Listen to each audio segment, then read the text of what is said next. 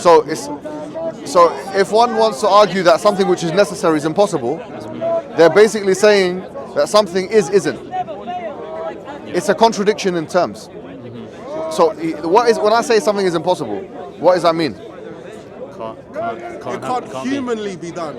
Yeah, that's one way of impossibility. Like there's scientific impossibility. For example, if I say 100 meters, I can't run 100 meters in 1 second. No human being can do it. That's impossible from that perspective. But if we talk about what we call metaphysical impossibility, like a squared circle, that can't exist even.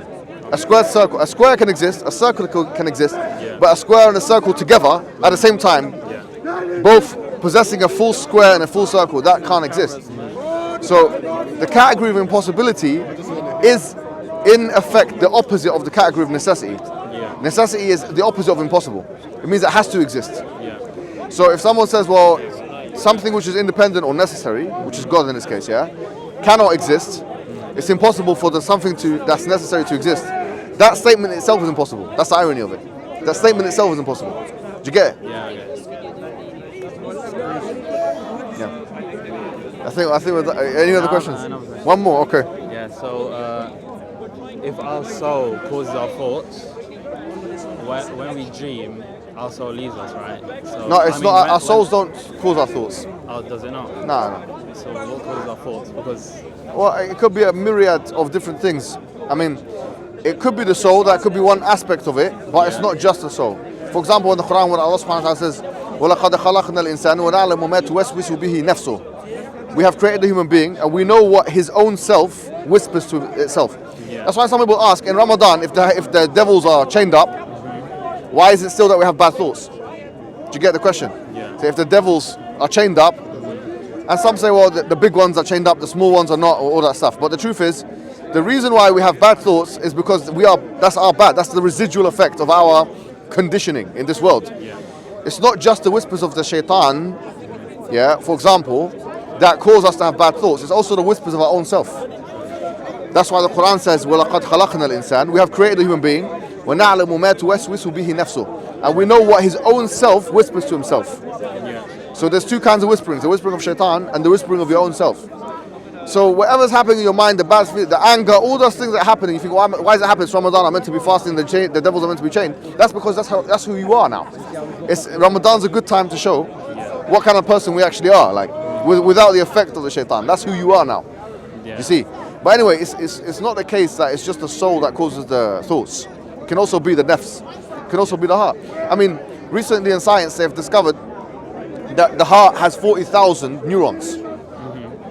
There's even a thesis called the Heart and the Brain thesis, which is the Heart Math Institute in California have peer-reviewed work on it. That the heart can actually understand information straight away from external reality. The physical heart can't cause thoughts. Yeah, but even the brain. No, it can. That's what they're saying. The physical heart. Even the gut has 100,000 neurons. The stomach. When people say have a gut feeling, there's some truth in that. Neurons.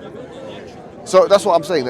I'm quoting a peer-reviewed journal. That's what they're saying. That's why they do some heart transplantations recently. And then the person that has had this kind of life before, whatever life it is, his heart goes into your heart. For example, and then you start having their thoughts. You start liking something that you never liked before. Obviously, the brain as well has, I don't know, like a billion neurons or whatever, right? But the point is that all of that causes thoughts. But I thought like the hard problem of consciousness is that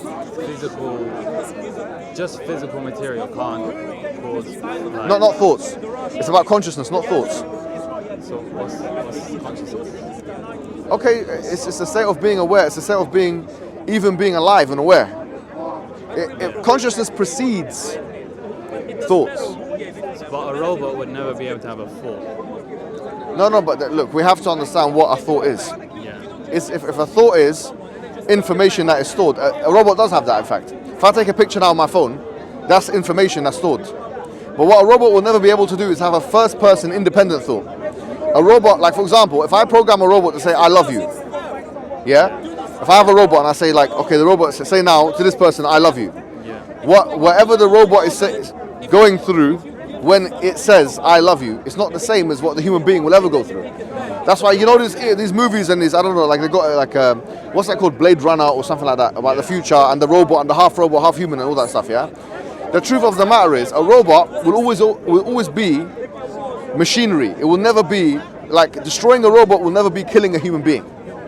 And the reason really is because of consciousness. Consciousness separates, machines from human beings, for example. It's a first-person subjective experience. A robot can't have that. So when the robot, I program it to say I love you, it's not actually going through any state, first-person emotional state. It's not going through an emotional state when it says that, even if it looks like it is. Do you get what I'm trying to say? Alright, that makes sense. Thank you. Anytime. Okay, brother, take all the things. We'll go to the next place.